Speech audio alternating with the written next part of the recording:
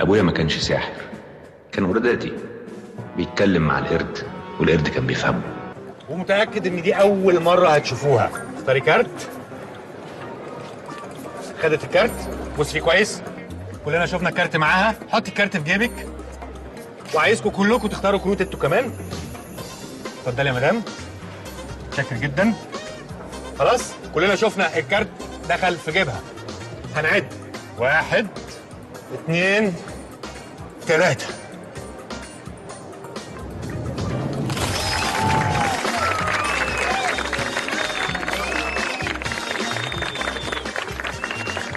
أنا متشكر جدا ليكم يا جماعة، عن إذنكم.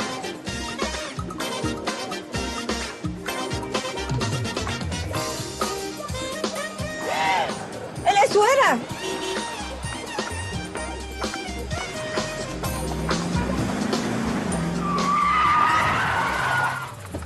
انت اعمى ولا شامم كل على الصبح؟ اعمى وشامم كل على الصبح.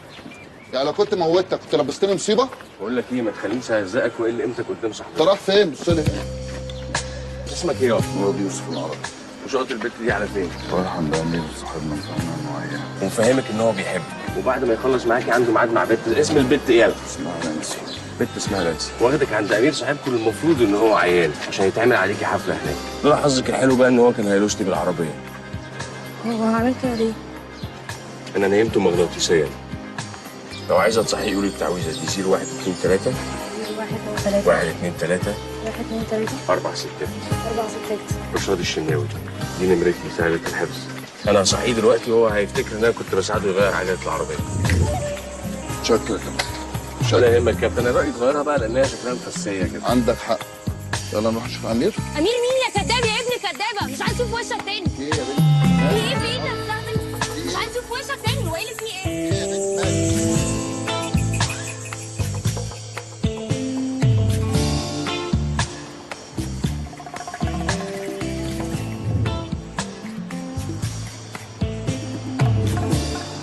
فهي اكيد مش صدفه، لان انت مش بتعمل حاجه صدفه.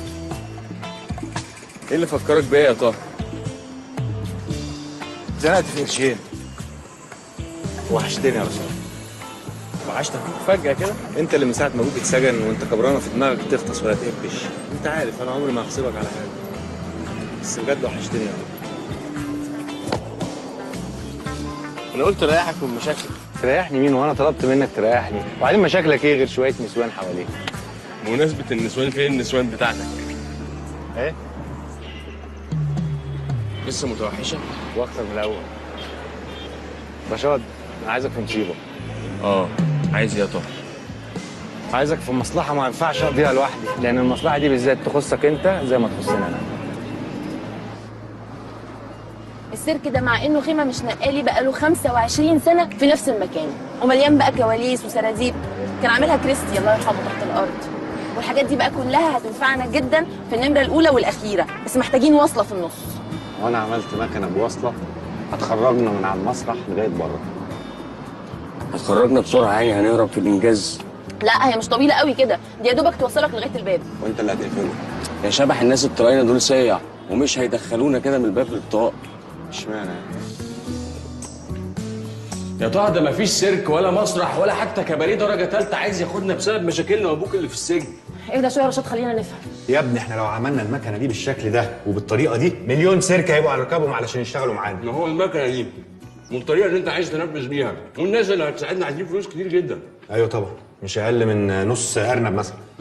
نص؟ ودول بقى هنشحتهم ولا هنلف على الموالد قيمه 50 سنه كده على ما نلمهم؟ لا. يا نهار اسود، الموبايل بتاعي راح فين؟ في يا ميدو؟ هيكون راح فين يعني؟ افتكر كده كان معاك اخر مره امتى؟ اخر مره كان معايا قبل ما ادخل البنك. رن كده عليه من موبايلك لا يكون وقع مني وانا بنزل من العربيه. ما انت ماشي مش مركز. مش وقته. الو لو سمحت ده تليفون جوزي. هو حضرتك لقيته فين؟ وريني. لا يا فندم انا ما لقيتوش، انا سرقته. نعم يا اخويا. يعني ايه سرقته؟ زي ما بقول لحضرتك كده.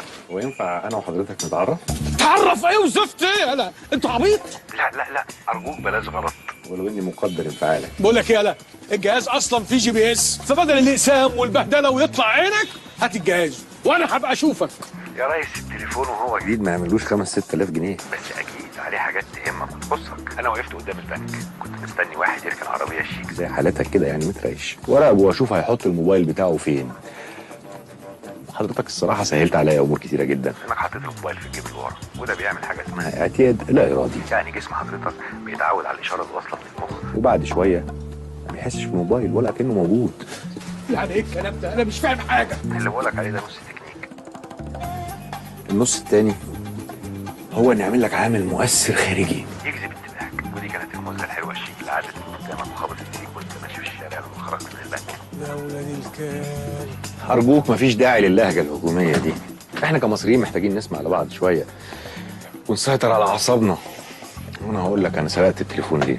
الاجابه بكل بساطه يا فندم ان انا عندي مصاريف في جمعيات، قسط نادي، اشتراك الجيم، البنزين، الصيانه. اكيد في يوم من الايام زي كل الناس نفسي اتجوز، وده معناه ان انا لازم احوش فلوس كتير علشان بعد الجواز بيبقى فيه ايه؟ شهر العسل. انت فاكر ال5 6000 جنيه هيغطوا لك ده كله؟ ولا انا ما كنتش عايز اديك مصروف شهر؟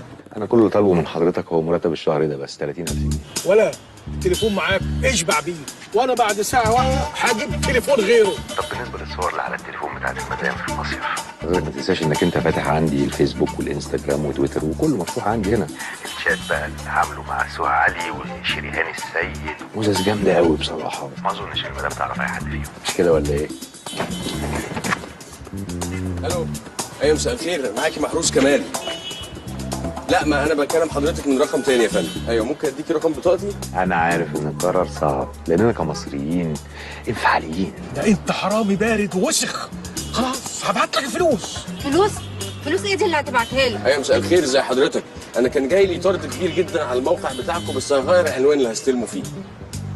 هبعت لحضرتك مسج بالعنوان الجديد. متشكر جدا. لا بس انا خلاص كده مش محتاج من حضرتك الفلوس، عشان حضرتك عملت لي خدمه كبيره جدا. سجلت الكريدت كارد بتاعك على الموبايل، وده سمح لي ان انا اخش اعمل شوبينج بحوالي 150,000 جنيه. وفي نفس الوقت كان لازم بقى ايه اشغلك بموضوع طويل وممل انا شخصيا زهقت منه، لانك اول ما تعرف ان الموبايل اتاخد منك هتكلم البنك تلغي الفيزا. تصبح على خير. الفلوس الحرام طلعت زي الحلال بالظبط. بقول لكم احنا كده حرقنا عربيتين ب 300,000 جنيه. لسه ما وصلناش اللي احنا عايزينه. على فكره موضوع الموبايلات والفيز ده اتهرش خلاص، والعيال بقت تقول لبعض على النت. احنا لازم نلعب نمره جديده. اسمها ساميه زين الدين الشرباطلي، غنيه فشخ ابا عن جد. بتحب الانتيكات واي حاجه قديمه. هي شايف الاثنين اللي وراك دول، لو شافتهم ممكن تشتريهم. لو انتيكات بسيطه، كلمتين فرنساوي على فيلا، المهم انتهي. لان الولايه دي مفيش محل انتيكات فيه كمصر الا لما بتفليه. بس في الاول بتكلم دكتور اثار كده اسمه السرياوسي. احنا مشكلتنا في الجدع اللي اسمه السرياوسي يعني. انا جبت لك تليفونه. وانا هعمل ايه برقمه؟ بقول لك جبت لك تليفونه. يا ابن اللعيبه.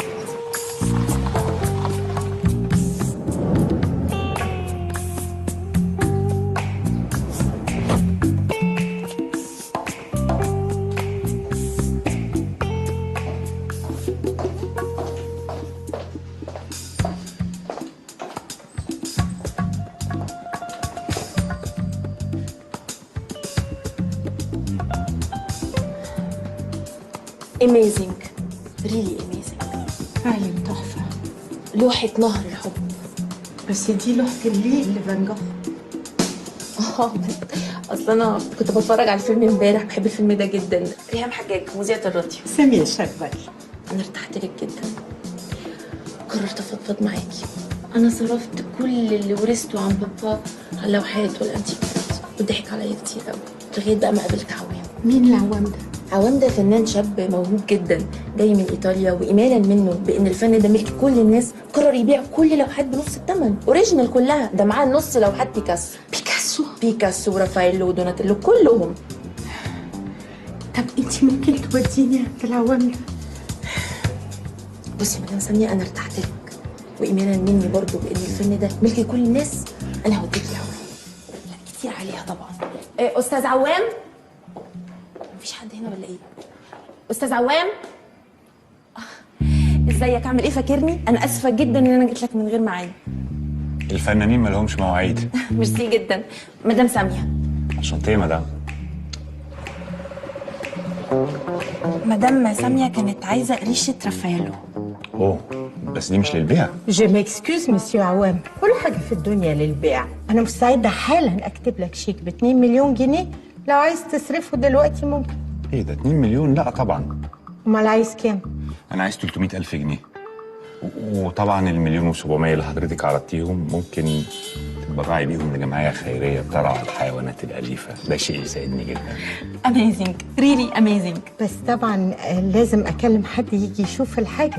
بيان سور، اكيد ده حق حضرتك. جو ميكسكوز.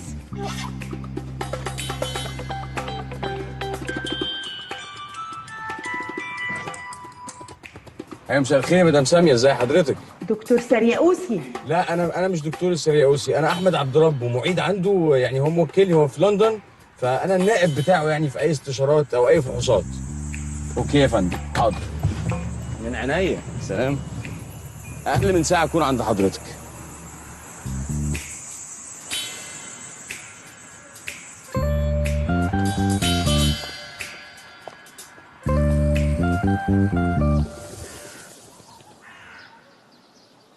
دلوقتي احنا فلوسنا كلها كملت واللعبه الكبيره هتبدا، وزي ما ابونا علمنا الحاوي محتاج 3 حركات علشان الناس تسقف له وما تكشفوش. الحركه الاولى تشتيت الانتباه.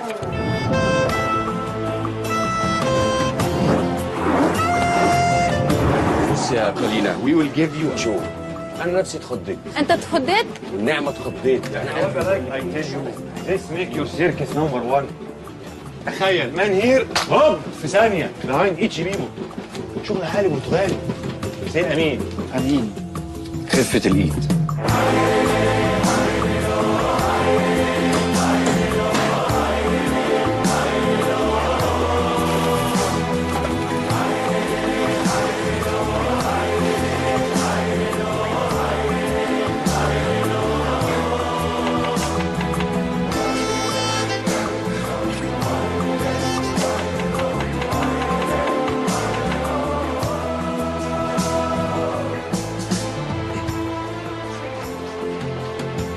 زيرو 1 2 3 1 2 3 4 ستات. لفت الانتباه. لفت الانتباه. حضرات السادة المشاهدين، والآن مع الفقرة المميزة.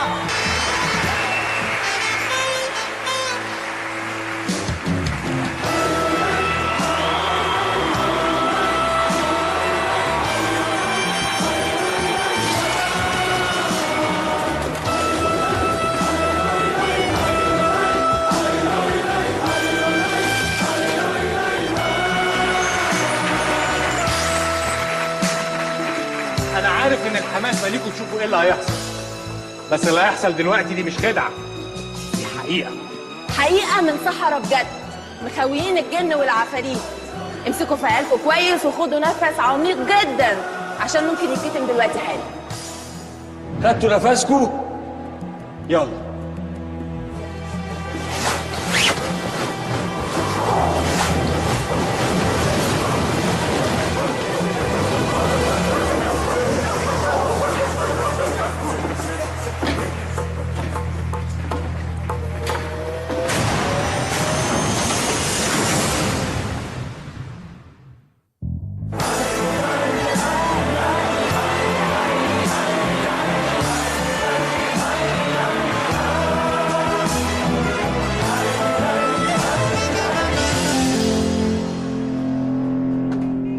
طبعا احنا بقالنا شهر بنعرض، انا زهقت فشخ. انا كمان زهقت يا رشاد، بس عايزنا نعمل ايه يعني؟ لازم نجهز واحده واحده من غير ما حد يحس بينا، والا ابوك هيضيع منا. وهي تعديله واحده من فضلك. هي التعديله دي لازم نعملها عشان لما يجي لك التليفون يا شبح تبقى انت امان. بس هنا يا بول. Okay, but I can't understand why you want to close all the door during the show. بص يا ابوي، this trick new sell a lot of ticket. دبل بيبول هنا على طول. وي ويل سيل ذا تيكت فور 200 باوند. 200 لو مش عايز وي ويل جو تو يور كازن ان اسكندريه. لا لا انا مش عايز فيليب، انا عايز الشغلانه دي. واحنا بنتكلم انجليزي ليه اساسا؟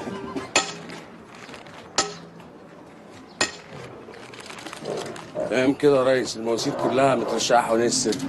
الواد دبشه مشكش في حاجه؟ ولا حس باي عوق؟ كمان الواد دبشه ده اصلا رايحه منه وهبه، قلت له ده جزء من العرض راح بلاحها على طول. احنا كده جاهزين يا ريس، على المفتاح. فول يجي لنا التليفون ننفذ على طول. ماشي تمامك يا معلم. اركن بلن.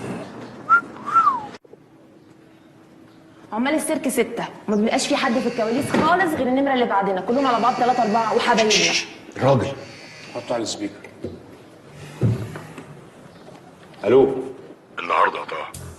النهارده ايه؟ احنا ما اتفقناش على كده. ما اتكلمتش من بدري ليه؟ انت قلت لي انكم جاهزين على تليفون مني. ايوه بس يعني انا عايز افهم. النهارده التلات حفله الظهر، مش هيبقى فيه اكتر من 50 واحد. يوم الجمعه المسرح هيبقى مليان ومش هتعرفوا تتصرفوا. والاهم من ده ان احتمال يبقى في شخصيه مهمه تحضر العرض النهارده. افق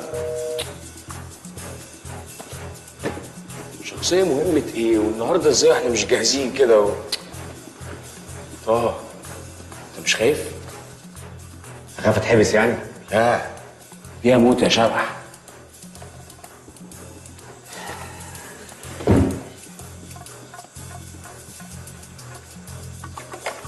محدش بيموت مرتين يا رشاد. انا بصراحه بقى خايف.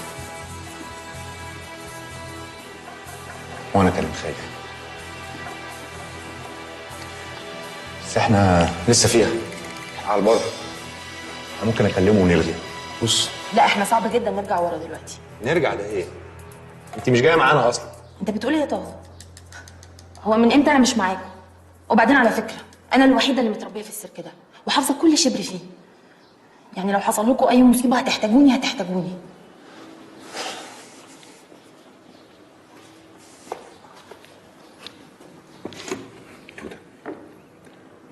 انا عمري ما حبيت حد قدك، ولا عمري في يوم تمنيت اكون مع اي حد غيرك. عشان كده مش ممكن اخدك المصيبه بايديا،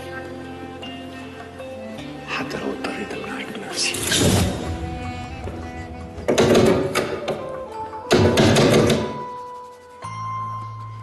لا انت اكيد بتهزر صح؟ انت مش هتعمل كده يا طه. طه فكني.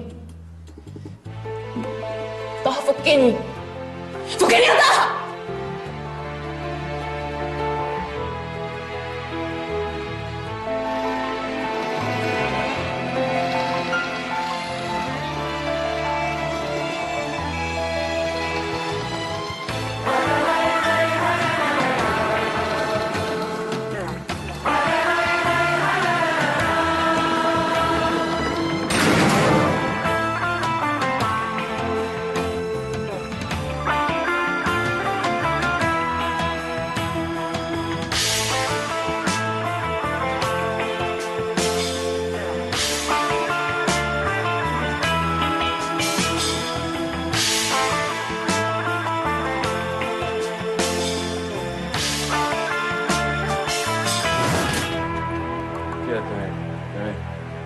بقول لك يا رشاد، لو غلطه واحده حصلت كلنا هنموت، انت فاهم؟ لو ما لحقتش تجري في ال5 ثواني والواد ولع النور كلنا هنموت. لو البيبان كلها ما اتقفلتش كلنا هنموت. لو الشغل اللي بره السيرك كله ما اتعملش في ميعاده كلنا هنموت. على فكره مش خايف على نفسي بس، انا خايف عليك انت كمان. انت عارف انا خايف من ايه؟ ايه؟ خايف هتهب معاك وتتجنن فيها زي ما بتعمل كل مره. المره دي ما ينفعش، انت فاهم؟ ما تفكرش انت بس في توته وكله هيبقى تمام. توته؟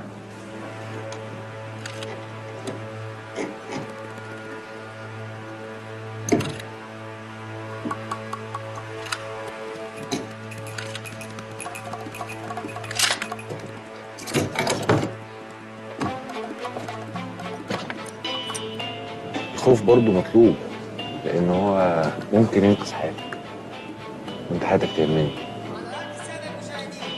طه رشاد يلا بسرعه.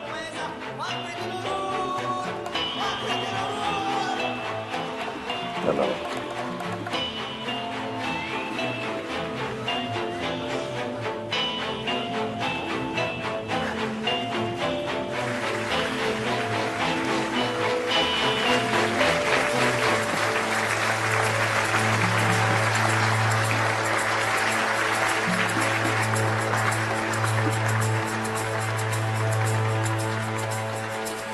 عرض الليله هو عرض جديد، واكيد محدش فيكم شافه قبل كده، صح يا رشاد؟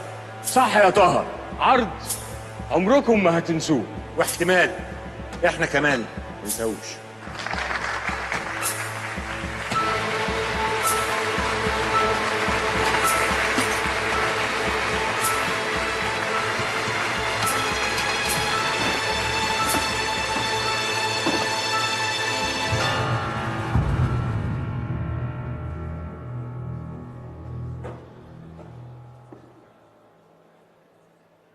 عرض النهارده الكبار فقط.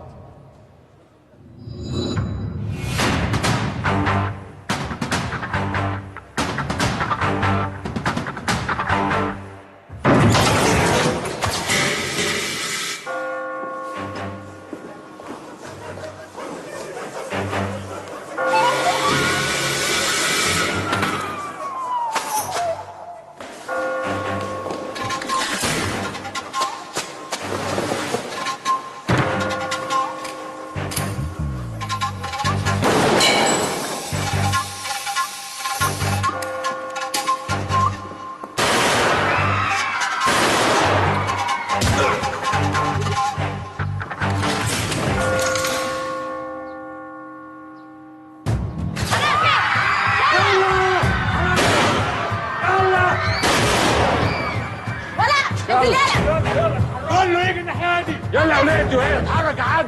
يلا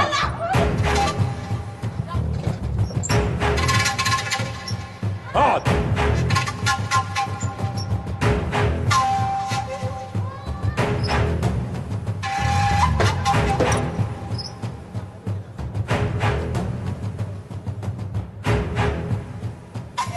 No!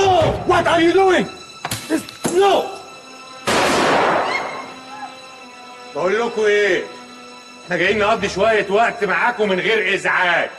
اللي هيفتح بقه او يعمل اي حركة كده ولا كده هفضي الخزنة دي فيه، فاهمين؟ كله طلع موبايلاته. طلع موبايلك يا طلع. يلا يا والله العظيم يا باشا انا معايا موبايل. يلا لف.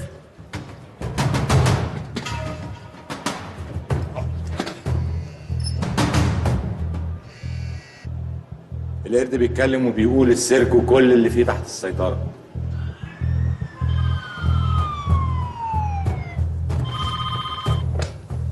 ايوه صباح الفل يا باشا، انا بس كنت عايز ابلغ عن حادثه حصلت دلوقتي في السيرك الاوروبي اللي في المعادي.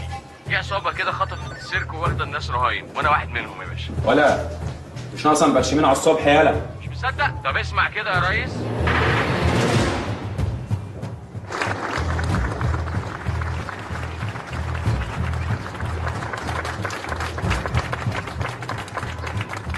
جه الوقت اللي بلدنا تقوم مشاريع كبيره زي دي.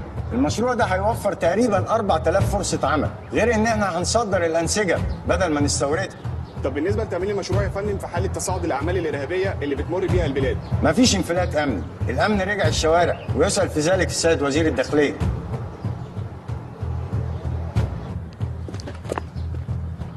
انت عارف ان انت عمرك ما جبت لي خبر حلو ابدا.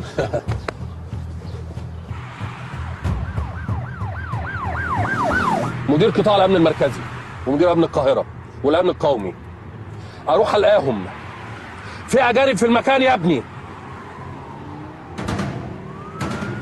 بس هي كانت ناقصاكم انتوا كمان.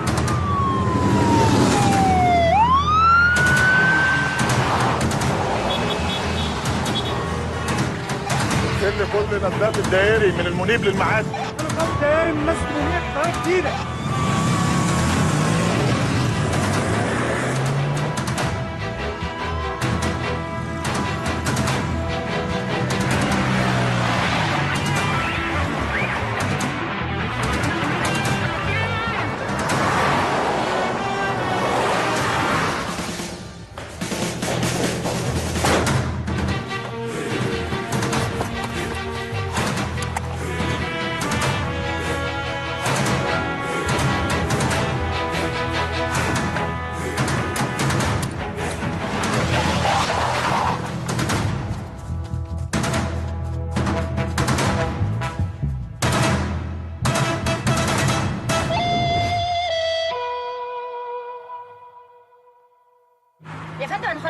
على موقع الاحداث قدام السيرك. لا لا لا لا معايا كاميرا. لا ممكن ما تبعتليش حد، بس ممكن تبعتلي عربيه بس.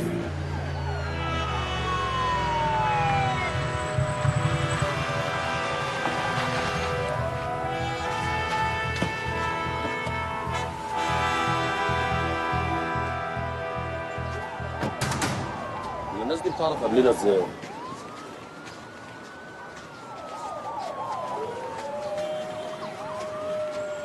يا سياده الوزير، هتعتقد ان المجموعه الارهابيه ليها علاقه بزياره الرئيس الفرنسي الاسبوع القادم؟ انا لا اعتقد اي زفت ولا عندي اي معلومات. عدوني. ايه؟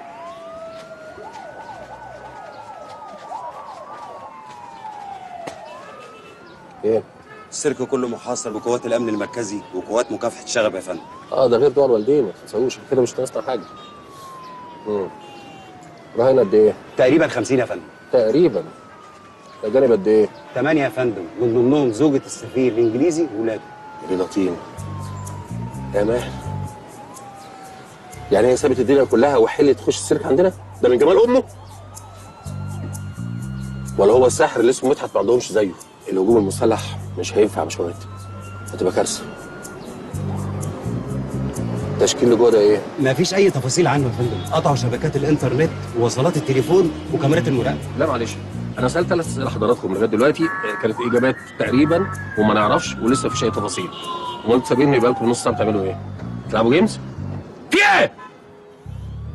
شوف لنا يا ابني اي وسيله اتصال بيهم، اكيد هم سايبين لنا حاجه نكلمهم من خلالها.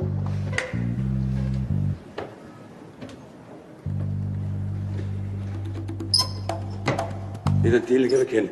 هو انت بقى ما بتردش على تليفوناتي عشان تعمل الجريمه دي؟ ايه الجمدان ده؟ ايه البرود ده؟ انت مش خايفه؟ بتعمل انت بتساعد؟ انت مجنون ولا ايه؟ دي قنابل اللي هيعديها تنفجر ونموت كلنا. انتوا عايزين مننا ايه؟ احنا مش عايزين منكم انتم اي حاجه. حرام عليكم، ده احنا كنا جايين نخرج عيالنا. مش عايز اسمع صوت. طول ما انتوا سامعين الكلام محدش هيتأذي. ايوه يا ابني، اللي بيكلمك دلوقتي وزير الداخليه. الو؟ الخط واصل ولا ايه؟ الخط واصل، بس انت لما قلت وزير الداخليه انا خفت، اتخضيت، ولا اترعشت، وزي ما انت سامع كده لساني تقل، لدرجه ان من كتر خوفي ده بفكر اموت كل الرهائن اللي عندي. طلباتك تنزل القناصه بتوعك من على الاسطح اللي حوالين المبنى ده. ما حصلش. ما تخافش، انا لسه ما موتش اي حد، بس عايزك تبقى فاهم كويس قوي، انا زارع 40 قنبله في كل واحد قاعد في المكان، اجانب ومصريين، والقنابل دي كلها متوصله بريموت كنترول، والريموت ده له زرار واحد، وانا اذا اتضايقت هدوس الزرار والناس دي كلها هتتفرتك. احنا عايزين نتعامل مع العميد يوسف شامه او العميد زكريا المص. العميد يوسف شامه البقاء لله توفى من شهرين. يبقى العميد زكريا المص. زكريا المص ده احنا رفضناه، انت عايزه في ايه؟ ما هو قدامك حل من الاثنين، يا تبعت لنا العميد زكريا المص يا تطلع يوسف شامه من التربه. يا ماهر، شكلنا كده داخلين على ايام سودة.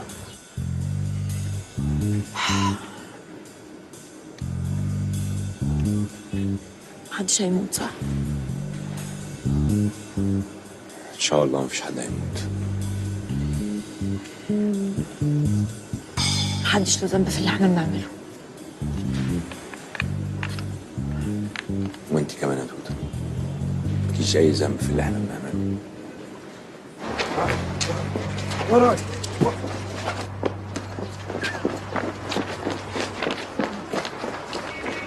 بص بقى يا استاذ، من هنا تقدروا تشوفوا السيرك كله. متشكرين يا ريس. متشكرين ايه؟ شاي. طيب هنرضيك واحنا نازلين. عايزين ايه؟ عايز 3000 جنيه لكل كاميرا من دول، احنا مش كل يوم بيجي لنا حدث تاريخي زي ايه ده. الجشع ده؟ جشع ايه اللي مش عاجبه ينزل؟ استنى استنى استنى. ده تلاقوا كل واحد فيكم واخد له 100,000 جنيه. اتفضل. ما بتجوش غير على الغلابه. يلا اعمل لنا شاي بقى. لو على الشاي على حسابي. السلام عليكم. احنا هنفضل هنا كتير؟ ايه وراكي حاجه ولا ايه؟ اخرسي خالص يا تيسير، الراجل ده مش هيستحملك زي يعني. يا رب ما كانتش امها تيجي النهارده، كانت تصرف رصاصه هي وامها وارتاح منهم الاثنين في يوم واحد. بان على حقيقتك يا ناقص. لا بقى، ابوكي طلب النجف وقلت ماشي، والغساله قلت ماشي، والثلاجه والبوتاجاز وقلت ماشي. امال لو كنت بخطب الانسه هيفاء وهبي كنت هتكلف ايه؟ صلي على النبي يا عبد العزيز، وانت كنت هتخطب الاستاذ هيفاء وهبي ازاي يعني؟ مش فاهم. اول خروجه معاك يا شيخ تتمسك رهاينه كانها بتنام. انت بومه حاول اخد اخر كمان. انا بومه يا راجل يا فقري يا عديم عيب يا تيسير، عيب يا عبده، عيب عليكم كده. احترموا بعض شويه او احترموا اللحظه اللي احنا فيها. ده احنا كلنا ممكن نموت. انا من الصبح انا عارفه اني مش هروح النهارده. انا ايه اللي جابني هنا بس؟ امبارح اتصاحبت على البت صاحبه محل الجواهرجي اللي جنب السيرك هنا، خدت لها شبه تتصور مع تافهه قوي. ضربت على الهارد بتاع كاميرا المراقبه وحطيت واحد تاني مكانه، مع اني كان نفسي اتشهر وصوري تنزل في التلفزيون، بس يلا. ده يا فندم تفريغ الكاميرات المحلات اللي جنب السيرك يا فندم. وايه يا ست راده؟ اتفرج عليها في الشارع ولا ايه؟ احنا اسفين لما عليك. لا يلا، وفي عدل من اول اليوم شغل.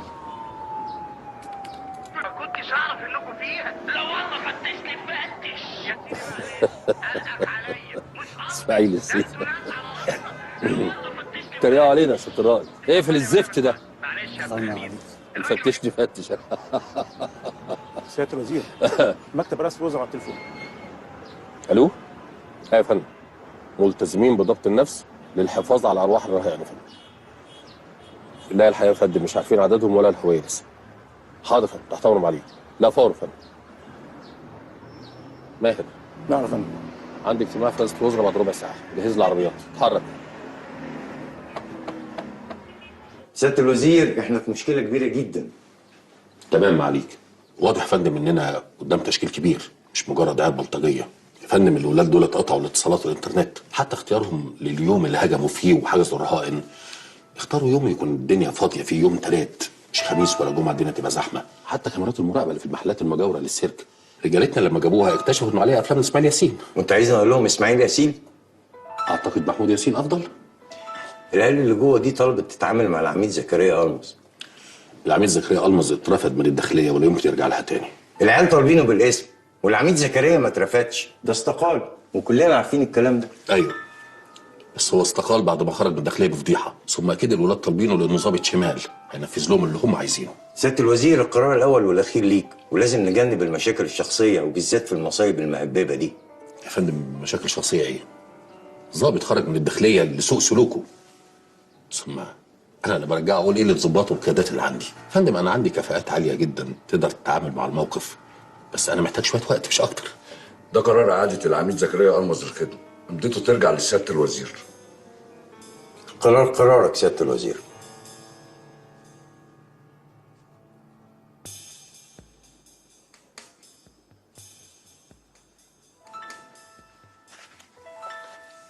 تمام فندم.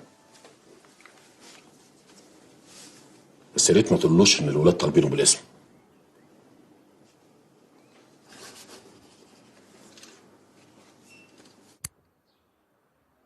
هذا وقد كلف السيد الرئيس وزير الداخلية ومعاونيه باتخاذ الإجراءات اللازمة وتفويضه بكل الصلاحيات من أجل تحرير الرهائن. داليا كردوس، قناة المنيرة.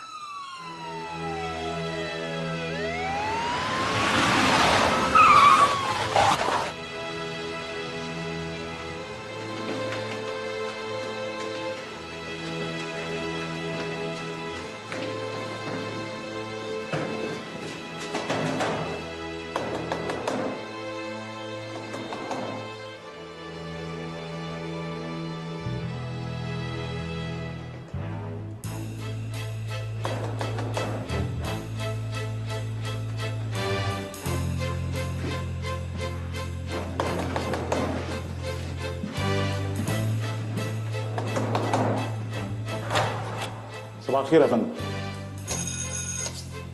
خير ايه بالرزق اللي انتوا بتعملوه ده؟ النجاره شغاله اهو. انتوا جايين تقبضوا عليا ولا ايه؟ زكريا باشا، ده قرار رجوعك للوزاره يا فندم. لا يا شريف.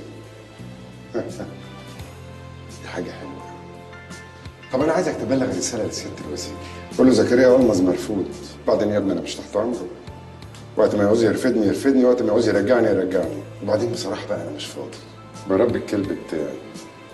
بشرب قهوه. تيجي تشرب قهوه معايا؟ ولا انت شكلك مش فاضي؟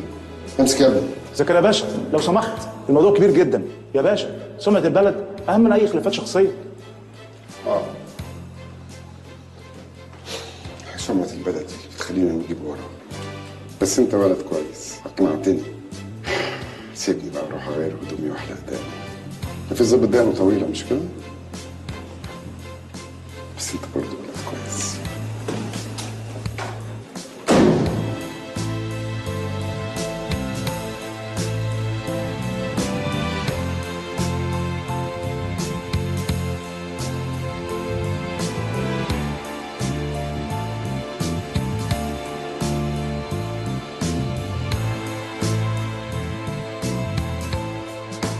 قول للخواجه جورج ان زكريا بيرجع الخدمه.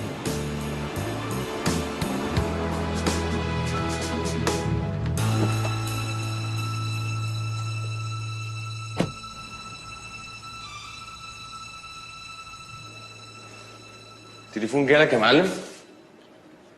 لسه مفيش جديد. كده الموضوع شكله هيطول بقى. انا ايش ضمني ان المايه دي ما فيهاش سم ولا فيها مخدر؟ ده مش شكلكم قتالين قتله اصلا. وانت السم ولا المخدر هيفرق معاك بزورك ده اخرس. احنا عايزينكم عايشين، امسك. بس لو حد قال معانا مش هيهمنا حد الا انت طبعا يا جميل. ما تموتنيش، مش عايز اموت، ما تموتنيش. بس يا ابني انت اخرس، ما تموتنيش. مش عايز اسمع صوت حد.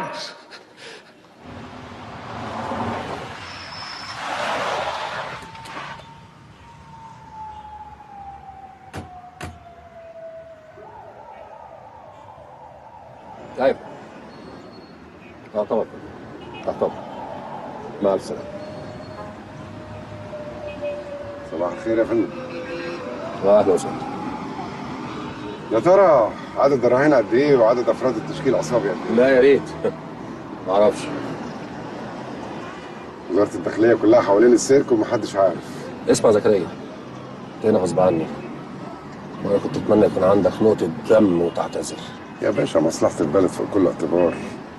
وبصراحة بقى بعد ما قريت قرار رجوعي للخدمة اللي فيه كل الصلاحيات، فأنا بتصور يعني ساعتك تستريح كده في غرفة العمليات في الوزارة، وأنا أوعدك إن أبعت لسعادتك تطورات أول بأول. شوف، هو انا هعمل كده، بس ده لان الارض ما تسعناش احنا الاثنين. بس انا عايز اقول لك على حاجه، وشرف امي لو حصل وفشلت وخذلتنا زي كل مره لافشق، مش هكتفي باقالتك، هسجنك. طمن يا فندم. شد حيلك.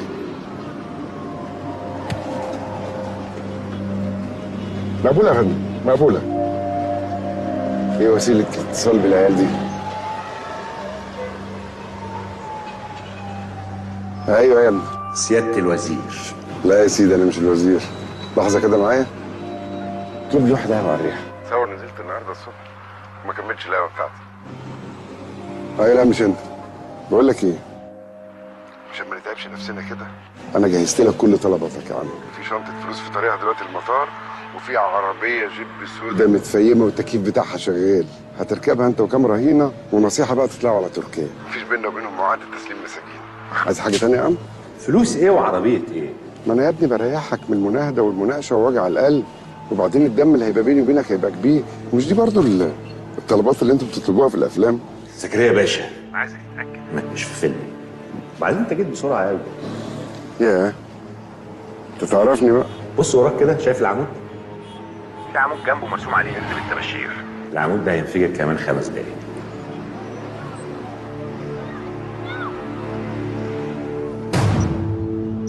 خبير مفرقعات، واخرج من المربع ده فورا.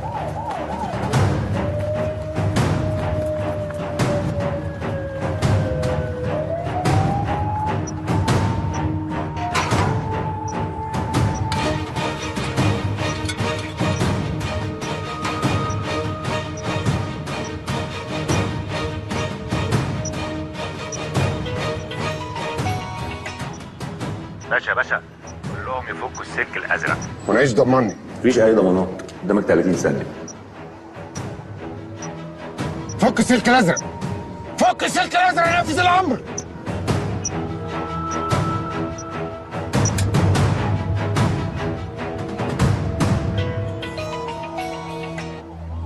زكريا يا باشا.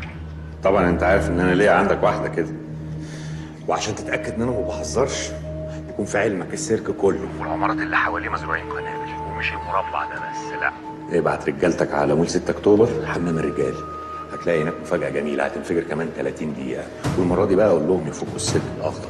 بعد كده عايزك تكلمني تشكرني، وساعتها اقول لك طلباتي ايه.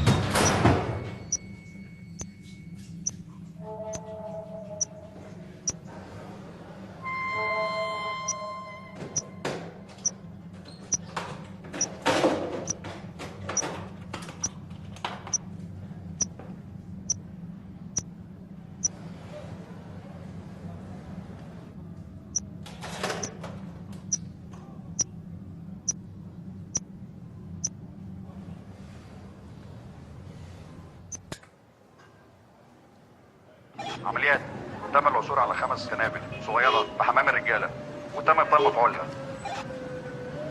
بقى كده اتصلوا لي بمكتب الوزير.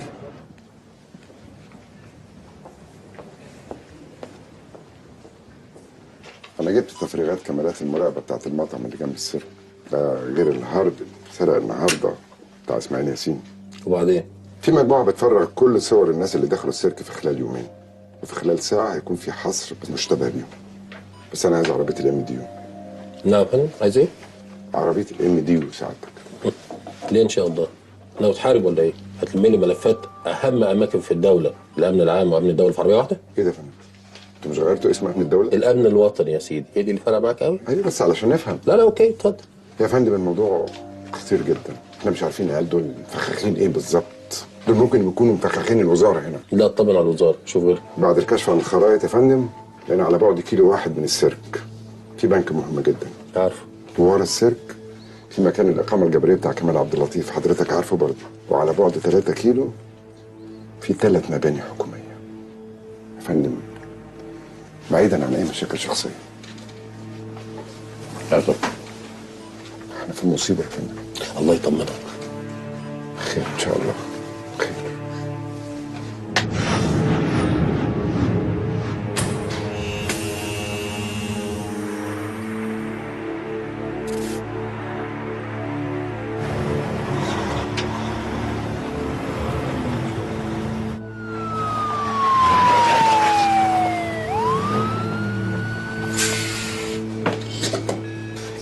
مندوب الامن الوطني. مساء الخير يا فندم، مندوب المخابرات العامه. مساء الخير يا فندم، مندوب مكافحه الارهاب. مساء الخير يا فندم، العميد علي الزهيري المسؤول عن الام دي يو.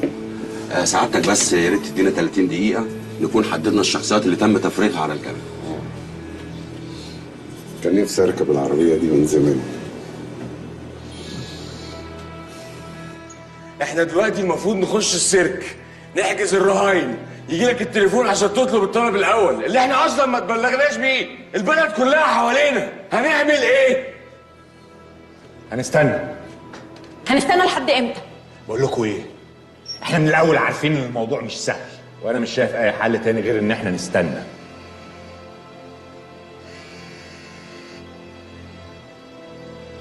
القرد بيتكلم.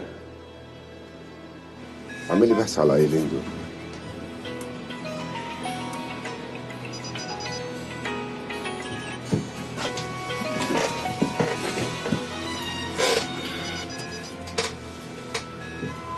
ايوه يا ابني. ايوه يابا، خد عندك الطلب الاول الافراج عن السيد موافي زكي وعن علي زينهم حسنين. طب قول الاسمين تاني كده علشان اسجلهم وراك. اللي حواليك اكيد سجلوا الاسماء اللي ارجع لهم.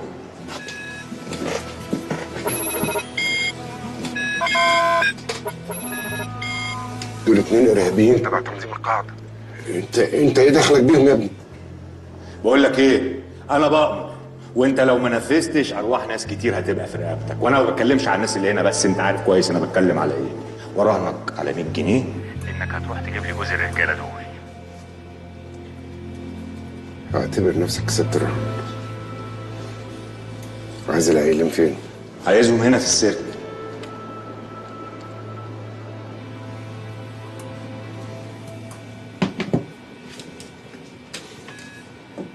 انا عارف العيلين دول. استعجلي البحث عن العيال دي. وايه بقى دخل القاعده في اللي احنا فيه؟ مش عارف، جايز زكريا ده بيلعب بينا. بيلعب بينا ازاي؟ وهيعرف منين اصلا ان احنا ما نعرفهمش؟ مش عارف. بقول لك ايه يا طه، انا ابتديت اتوتر وممكن تهب مني واعمل حاجات كلها هنندم عليها. انت عايز نعمل ايه يعني يا رشاد؟ يعني ايه عايز منك ايه يا طه؟ يعني انت جايبني بعد 3 سنين شغال لوحدي تسحولني معاك هنا؟ رشاد اهدى. لا مش ههدى، ده ايه؟ ما فيهاش سبعة انتوا الاثنين. انت اتجننت يا رشاد؟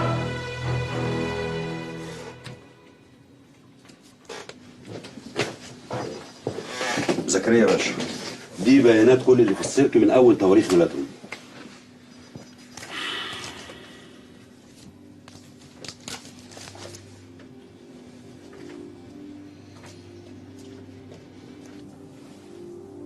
ايوه بس ايه علاقه العيال دي بتنظيم القاعده؟ ما اظنش يا فندم ان ليهم اي علاقه. حسيت في لحظه ان الولد اتفاجئ لما عرف انهم من التنظيم. عندي احساس ان في طرف تاني راس بيتحركوا. العيال دي يا فندم عروسه، في حد بيلعب بيهم. طب وهتعمل ايه؟ اوعى تقول لي خرجهم. مفيش حل تاني يا فندم. بعدين اطمن سعادتك، الحراسه حوالين السيرك اكبر من الحراسه حوالين السجن. ايوه بس خد بالك يا زكريا، العيال دي كلها عليها احكام بالاعدام. هيخرجوا على مسؤوليتي يا فندم. مسؤوليتك ازاي؟ هتتقدم مكانهم؟ ده الواجب. يا رب ان شاء الله، يا رب ان شاء الله. لا لا، ده انا بدعي لك ربنا يوفقك. يا رب يا رب ان شاء الله.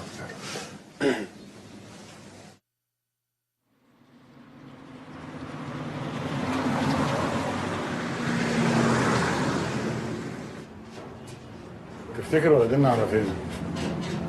الله اعلم. منه لله زكريا، لولا ان جابنا من بيوتنا وعرف ان احنا اللي قتلنا السياح في شرم الشيخ احنا كان زماننا في حته تانيه.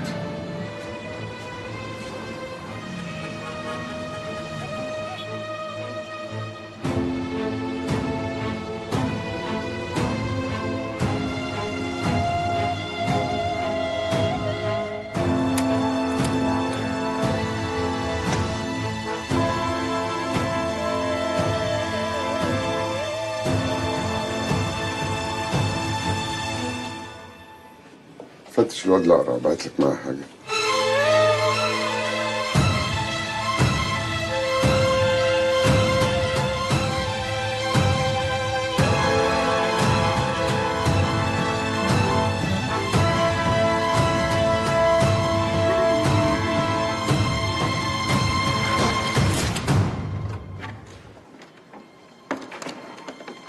تعالى هنا.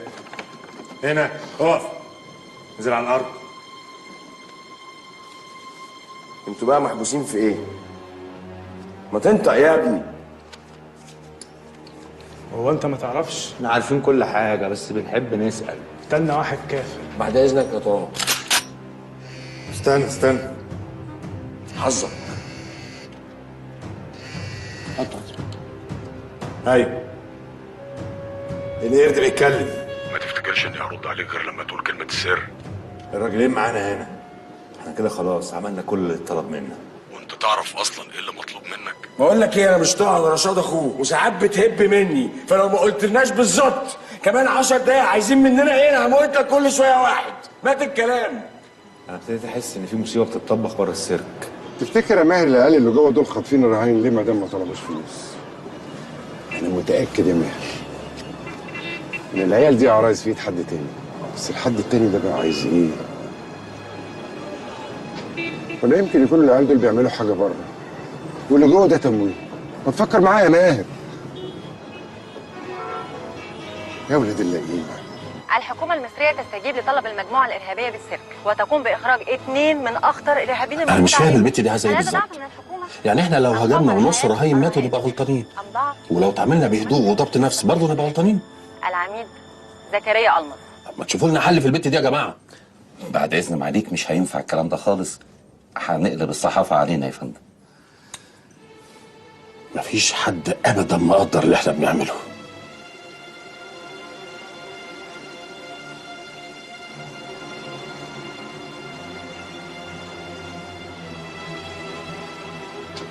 رايحه فين انت؟ تعالي بكلمك. انت بتعملي ايه يا وليه يا مجنونه انت؟ اثبتي مكانك. بقول لك اثبتي مكانك كده. جايه فيكي. رايحه فين يا حلو؟ انا ابني بياخد انسولين ولو ما خدش الحقنه كمان ساعه ممكن يموت. ماناش ضمني ان انت ما بتعمليش فيلم عشان تخرجي انت والواد. ارجوك ابني لو ما خرجش ممكن يموت. طه احنا مش هنسيب الواد ده يموت. وانا لو سبتك انت والواد تخرجوا هتبقى غلطه كبيره، والغلطه في اللقطه اللي احنا فيها دي بموتة. ارجوك سيبه يخرج لوحده وانا هفضل معاكم. لا، احتمال وارد ان كلنا نموت دلوقتي. ساعتها الواد هيتيتم، وانا مرضاش اكون سبب في حاجه زي دي، لاني مجرب الاحساس ده لما امي ماتت وابويا دخل السجن.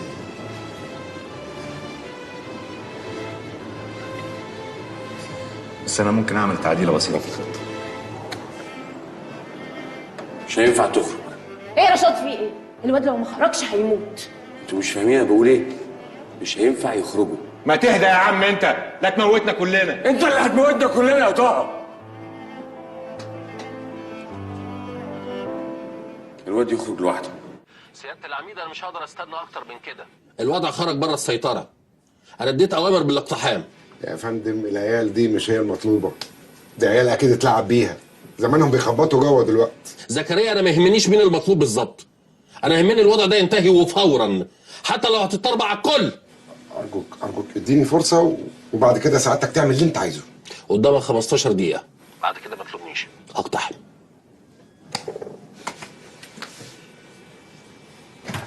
زكريا باشا، في ايه؟ في مصيبه تانية؟ باب السيرك بيتفتح.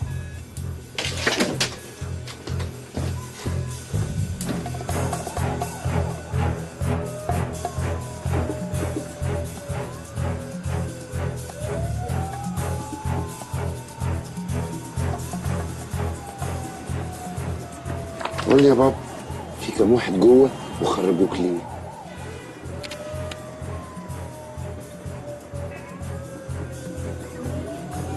خد الدواء ده بسرعه للولد، بعده في عربيه اسعاف.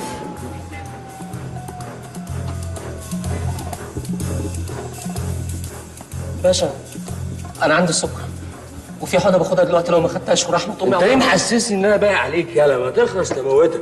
انا مش عايز اموت يا باشا، والله ما عايز تاني اموت. بقول لك اخلص. ايه الغبي ده؟ ولو اي حد فيكم فتح بقه هتقع فيكم الضرب. يا ابني شد الوسطى، ده شكلهم قتالين قتله هيموتونا. كفايه كده يا طه، احنا بيتلعب بينا يا طه، وبدل ما ابوك يخرج من السجن احنا اللي هنحصله، ده لو ما صفوناش اصلا هنا يا ريس. ايوه انا الراجل اللي بتدور عليه. على فكره لما خرجت الولد الصغير اكتشفت انك بني ادم. افتح السبيكر. انا رايي انك تخرج حد من عندك اتفاهم معاه نخلص من الموضوع ده. لا، انا شايف ان انت اللي هتقرصنا هنا. ده مش هيحصل سعادتك. لا هيحصل، وكل 10 دقايق هموت لك واحد. تعالى هنا. اسمك ايه؟ اسمع عبد العزيز. انا هعد من 1 ل5. بعد 5 عبد العزيز هيموت. طب سعادتك اديني ساعه واحده بس عشان امن سعادتك. 1. طب اديني اقل من ساعه وانا هدخل لك. 2. ما تعالى يا رشاد، انت بتعمل ايه؟ 3. قلت لك هدخل لك بعد ساعه. 4. سيبي صلاح يا زهر. انت كنت عارف كويس ان انت اول واحد هتموت.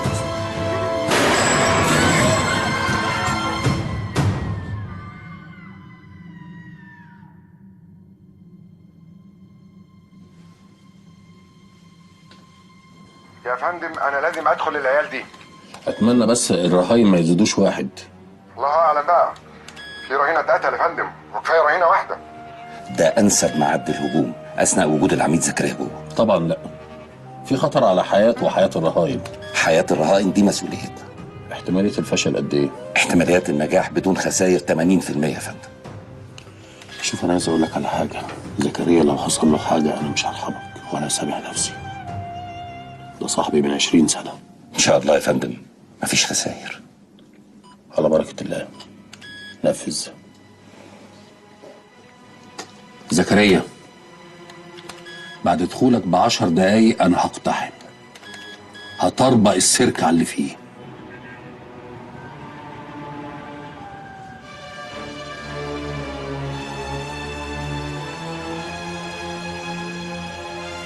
ملوش لازمه.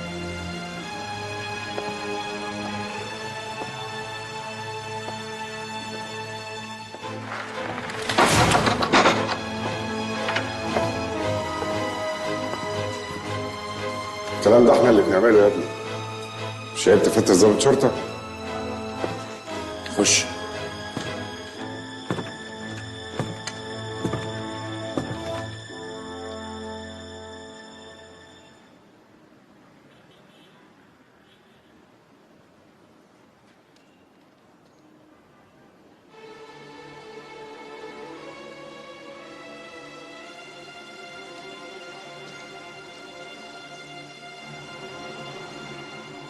اللي انتوا عملتوه ده غلط. ما دام ما طلبتوش فلوس ومحدش اتأذى كان ممكن الموضوع يعدي.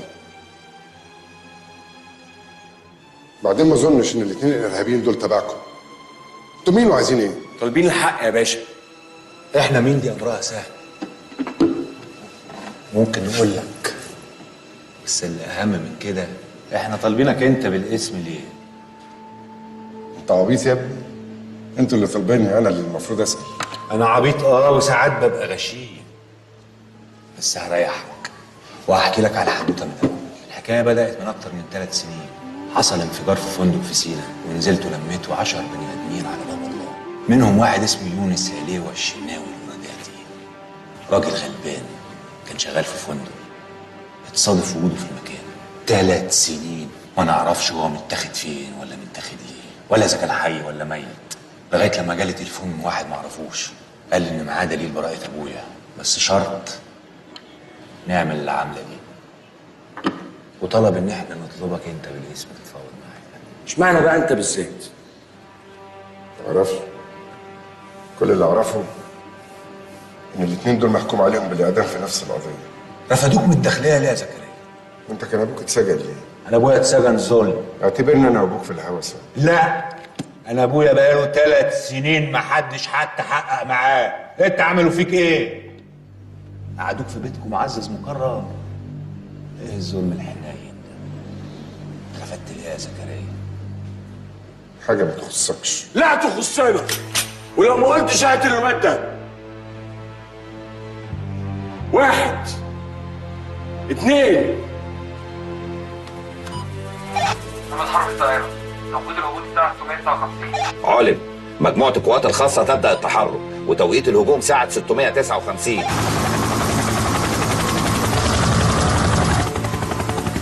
3 خلاص.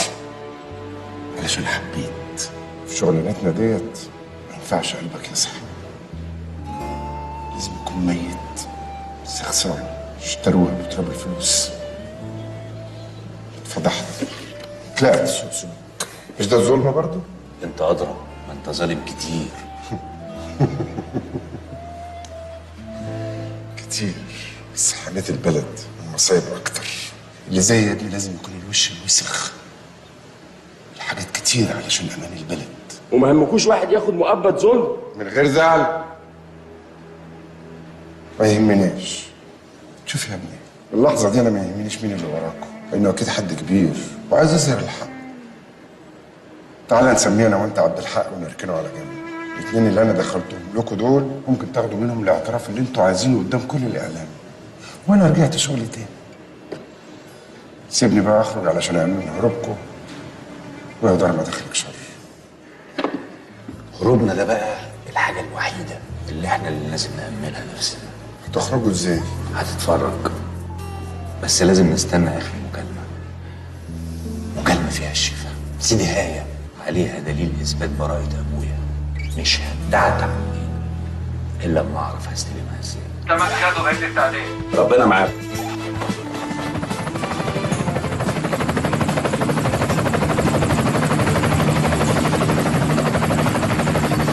اقتحام كمان 5 دقايق، مفيش وقت. مش هتحرك الا لما المكالمه تيجي. اللي هيكلمكوا ده ما يعرفش ايه اللي بيحصل هنا. الاقتحام هيحصل وهنضيع كلنا. يا باشا ما نضيع، ولا انت خايف على نفسك بس؟ انا لا خايف على نفسي ولا عليكم، انا خايف على الناس اللي ملهاش ذنب دي. الناس اللي ملهاش ذنب اللي انت لسه قايل ان هم ما يهمكوش، خايف عليهم؟ انت عايز ايه؟ انا عايزك تهدى خالص، لاني مش هتحرك من هنا الا لما تجيلي المكالمه.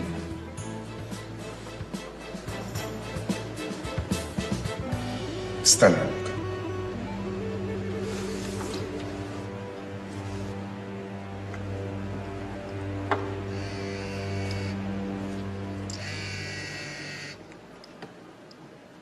ايوه.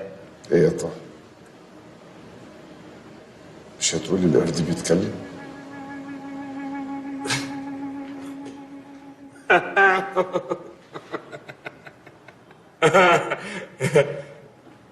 طب ازاي يعني؟ من غير ازاي ومن غير ليه؟ اسطوانة اللي عليها براءة ابوكم اهي. قدامكم 3 دقايق والدنيا تتطربع عليكم هنا. انت اللي عامل ده كله؟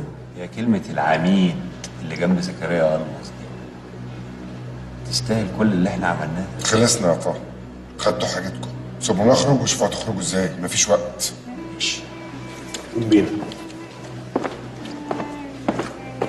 بقول لك ايه؟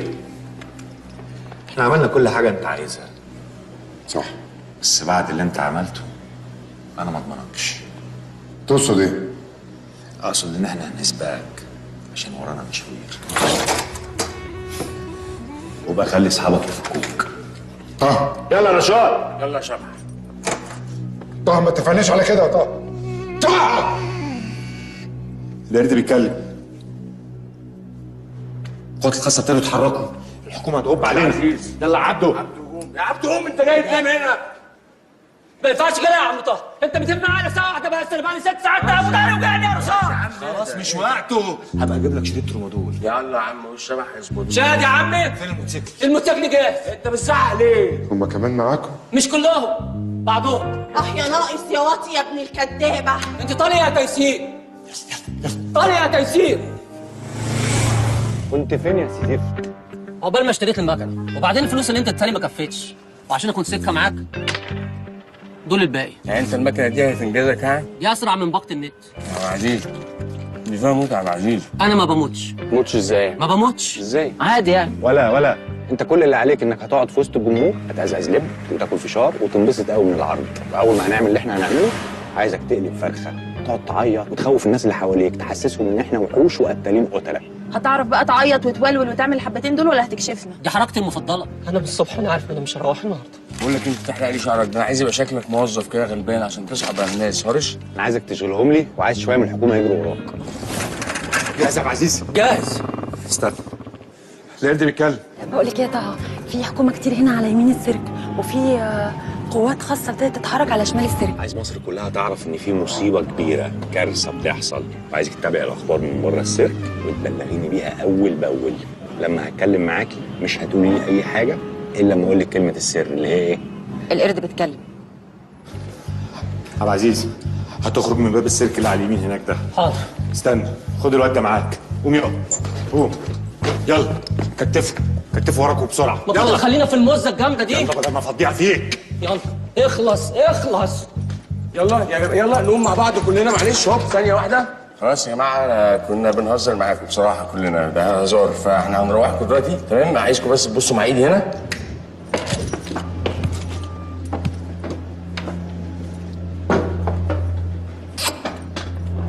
فريده جود جيرل، يور ذا جود جيرل. بص احنا هنتفق اتفاق مع بعض كده كلنا دلوقتي. انا ما بعرفش انام غير حريم، بس يعني هنحاول لان الناس دي جايه تشخرمنا.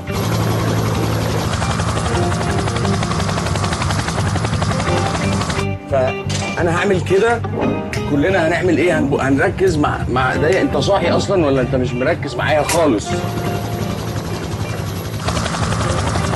ركزوا مع ايديا عشان هننام كلنا مغناطيسيا.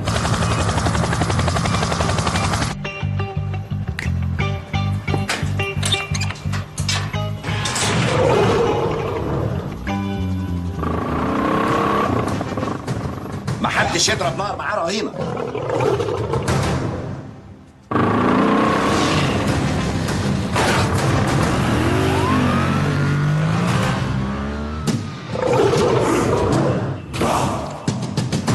يا سيد فندم.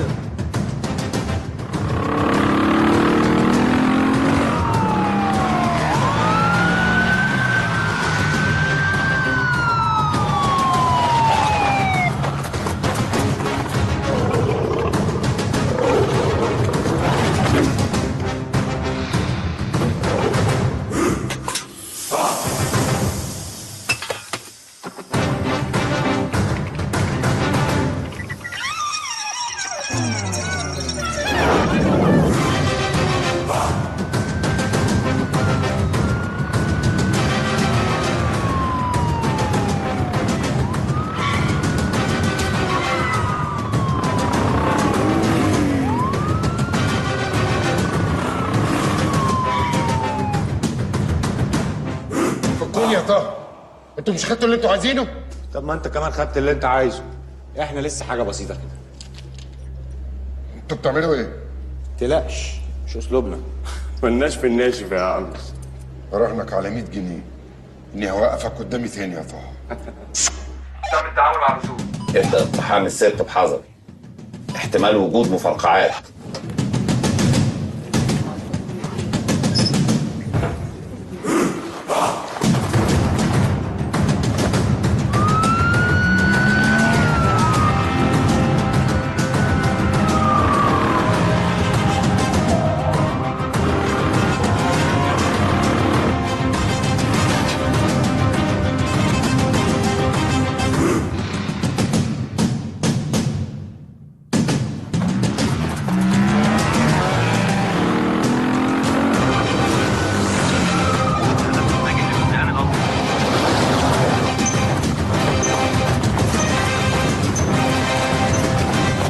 كله يرجع. ما ينفعش تسيبك يا فندم. قلت لك ارجع نفذ الامر. ارجع.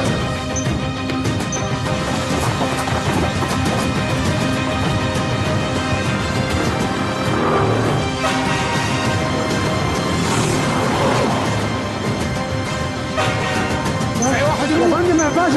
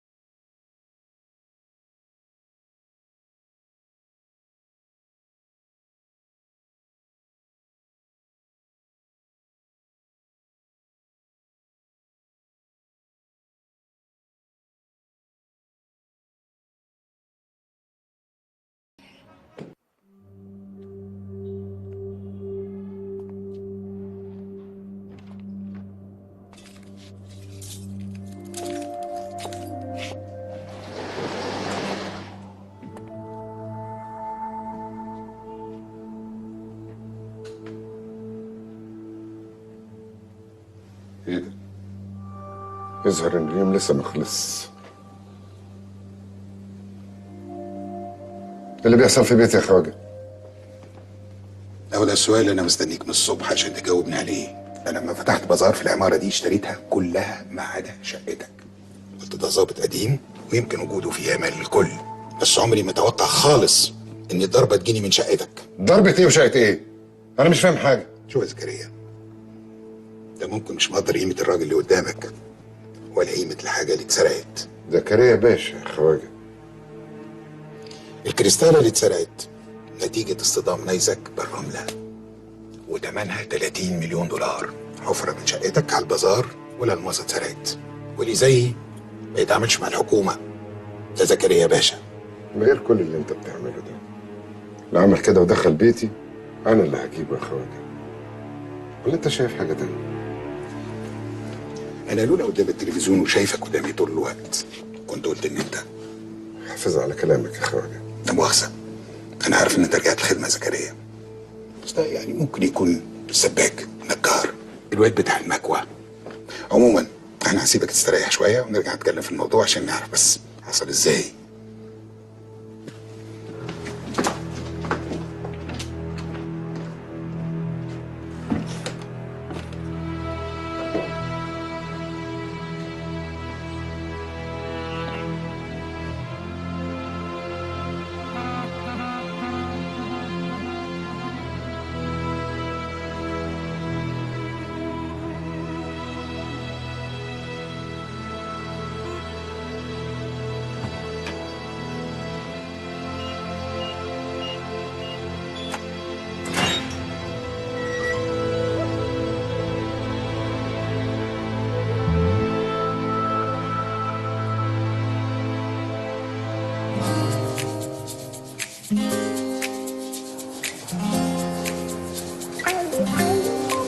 لا دي اخر مره هنتقابل فيها، كلامنا بعد كده هيبقى بالتليفون.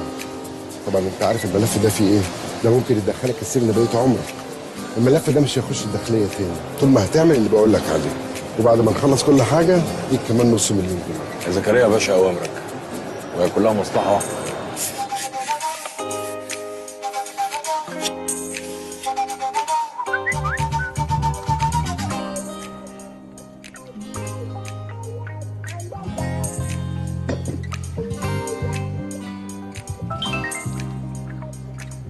الو طه. ايوه مين؟ مش مهم مين، انا جايب لك خبر هيفرحك انت واخوك. رشاد، انا عايزك في مصيبه يا رشاد. عايز ايه يا طه؟ واحد ما اعرفوش اتصل بيا وقال لي ان معاه دليل براءه ابوك. ايه؟ معاه فيديو للحادثه بتاعت شرم الشيخ، بيقول متصوره من كاميرات من محل قدام الفندق، وبعت لي الصوره دي وقال لي هيبعت لي الفيديو. وده في مقابل ايه؟ مقابل ان احنا ننفذ المصيبه اللي انا جاي لك فيها. وانا عملت مكنه بوصله هتخرجنا من على المسرح لغايه بره. القرد بيتكلم وبيقول السيرك وكل اللي فيه تحت السيطره. طه اول ما يكلموك قول لهم انا مش هتعامل مع حد غير يوسف شامه وزكريا المظ. يا غبي يوسف شامه ميت، يعني انا رايح، مش عايز العيال دي تعرف انا مين. لو عرفت هنروح انا وانت في داهيه، بس داهيتك هتبقى اتقل حبتين. ها؟ البازار بيقفل الساعه 9 بالليل وبيفتح 10 الصبح، وقت ما اروح تكون انت بتنفذ.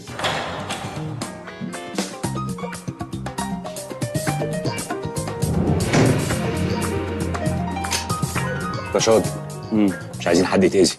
تأذوا مين يا شبح؟ ده اكسسوار سيما. بس لو حد قلب اصله عايزك تعمل لي فيها مجنون. اعمل فيها مجنون ازاي يعني؟ اقتل لك 3 4؟ ايوه اقتل لي 3 4. 3 4. ولازم تجيبي سيره واحد اسمه زكريا المظ، شكلهم كده عايزين يلبسوه الليله. العميد زكريا المظ. انا لولا قدام التلفزيون وشايفك قدامي طول الوقت كنت قلت ان انت. وايش دخل القاعده في اللي احنا فيه بقى؟ جايز زكريا ده بيلعب بينا.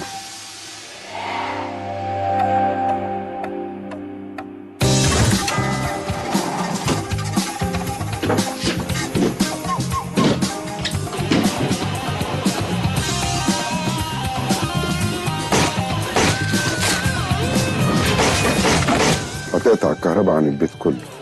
البازار مليان كاميرات واجهزه انذار.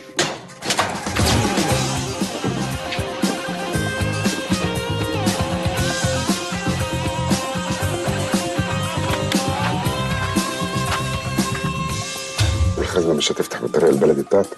دي هتتغطى نيتروجين وتتجمد.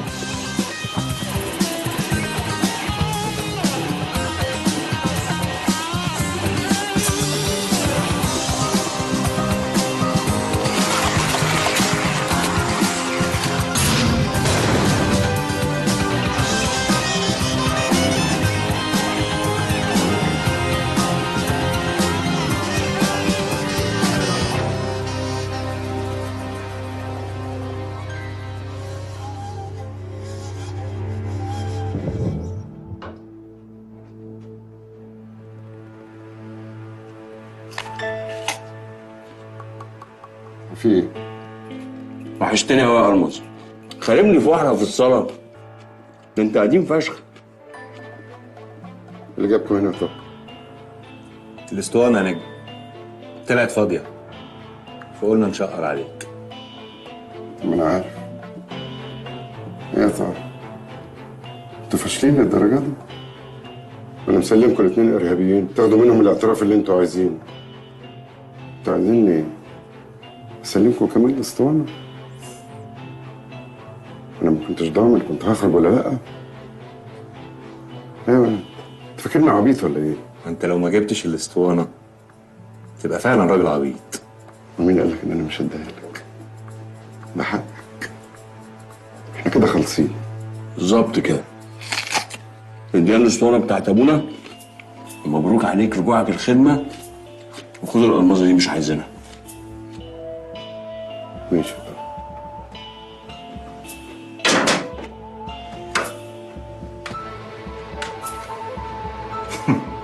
واحناش ضمننا ان دي مش زي اختها فاضيه هي كمان. لا نضمن ناخد كل الحاجات اللي عنده في الخزنه دي.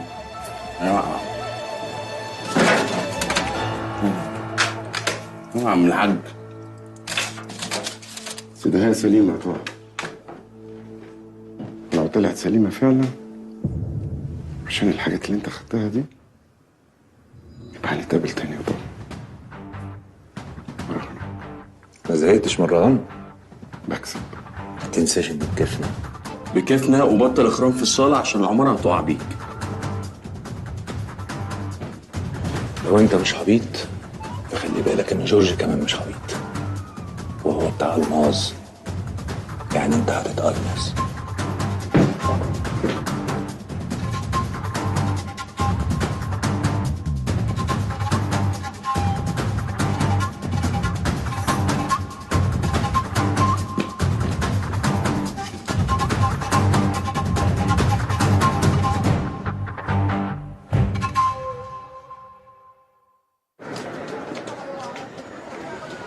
ابوك اتاخر يا شبح. مستعجل على ايه؟ هتلاقيه دلوقتي طالع فجأة.